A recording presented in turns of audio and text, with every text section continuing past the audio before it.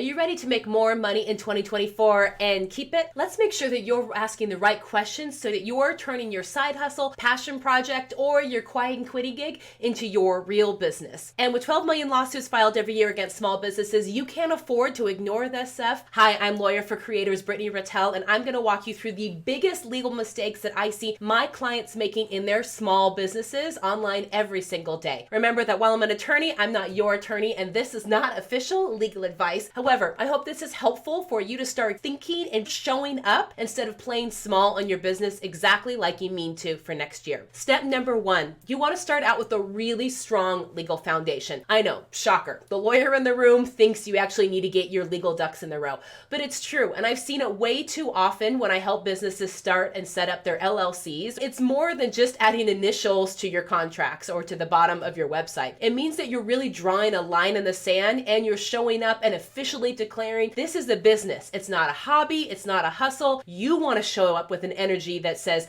I know what I'm doing. I'm being intentional with my time and my talents and my process. And because of that, I'm going to look and feel like a real business. So set up your LLC, set up your business bank accounts. Also make sure you're saving for taxes. Make sure you're setting aside at least 25% of everything that you're making in your business so that you can start doing those quarterly tax payments and settle up with the government at the end of the year if you need to. I highly recommend the book Profit First for setting up this system. If you need more help setting up all this stuff, I highly recommend my course on this called Lawfully Ever After. You can see more about this in the comments. Step number 2, make sure you're getting paid and securing that bag with ironclad contracts. You need to be making more money and making sure that you're charging the right way and that pricing is intentional and it's signaling to people that you've thought out about what your costs are, the way to price, and then to anchor that pricing to make sure that you don't have to give refunds, bonus chargebacks, late payments, or that your pricing is cut away by scope creep if you're a service provider. You want to make sure that you have ironclad contracts with your clients and customers, your vendors and your manufacturing partners, your collaborators, influencers who might be helping you, or affiliates. You want to make sure that the people that you're doing business with have really clear expectations. Boundaries are super sexy right now, and it shouldn't come as a surprise that you want to make sure that you're setting up expectations to understand what's going to happen and who's going to do what, and then what are we going to do when the unexpected happens. Step number 3, you're going to grow your brand. That means that we're going to put boundaries around our brand and our content. You're going to feel secure about posting and sharing content online and engaging in the creator economy and making sure that you can do it in a way that's not stepping on someone else's toes. You're going to do this by using the right intellectual property tools. Use copyright to protect your content and your curriculum and any other things that you're making in your business, and use trademark to protect any of your assets like your branding, your logo, your online course names, your membership names, or products. Last but not least, you're going to use NDAs or confidentiality clauses to make sure that you're protecting all of that business secret sauce. If there's anyone who gets to see behind the curtain in your business, you're going to make sure that they've entered into a contract and that they're not going to share the secrets. Step number 4, we're going to make sure we have a compliant website and that we're able to have a privacy policy that allows us to use marketing and the modern features of social media without getting into trouble. This means that we need to have a privacy policy on our website so that we can run ads. You also need to comply with state and federal privacy laws. This is especially important if you want to do things like email marketing, which everyone should be doing, or even add in SMS marketing. Make sure that you have affirmative opt-in for your email newsletter and that it's very clear that there's a privacy policy linked to people giving you their private information, like their email address, if they're going to opt into your list. Also, make sure your website is ADA compliant and follow the WCAG guidelines for best practices on developing and upgrading the functionality of your website. Last but not least, make sure you're using affiliate disclosures, truthful advertising, and make it easy for people to cancel subscriptions. Above all, make sure you're setting up a very transparent and a trustworthy relationship with your customers and clients. If you don't have anything to hide, don't look like you have anything to hide. Step number 5, make sure that you are compliant with all things employment law.